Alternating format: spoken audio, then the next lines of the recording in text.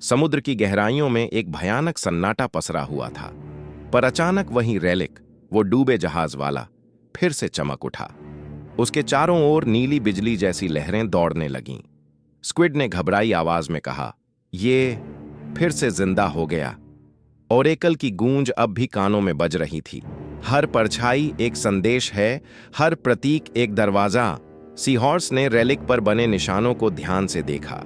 इस बार वे किसी नई दिशा की ओर इशारा कर रहे थे, समुद्र के उस तल की ओर जहां कोई कभी नहीं गया था। तीनों ने बिना कुछ बोले एक दूसरे की ओर देखा और उसी दिशा में तैरने लगे। कुछ ही मिनटों में उनके सामने एक विशाल गुफा नजर आई। उसके द्वार पर वही प्राचीन प्रतीक चमक रहे थे।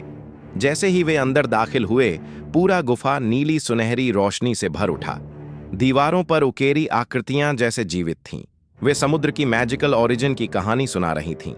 कैसे लहरों में छिपी आत्माएं समुद्र का संतुलन बनाए रखती हैं और कैसे लेवियाथान ने उस शक्ति को तोड़ने की कोशिश की थी। स्क्विड ने विस्मय से कहा, तो ये समुद्र बस पानी नहीं, एक जीती जागती ऊर्जा है।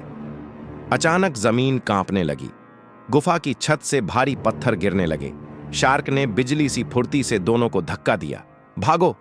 वे तीनों किसी तरह बाहर निकले और पीछे मुड़कर देखा, गुफा का रास्ता पूरी तरह बंद हो चुका था।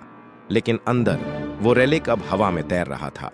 उसके चारों ओर अजीब सी ऊर्जा घूम रही थी, जैसे कोई प्राचीन शक्ति जाग उठी हो। धीरे धीरे वह रेलिक मुड़ने लगा, सीधा लेवियाथान की दिशा में, और फिर उसके भीतर से एक धीमी फुसफुसाहट आई।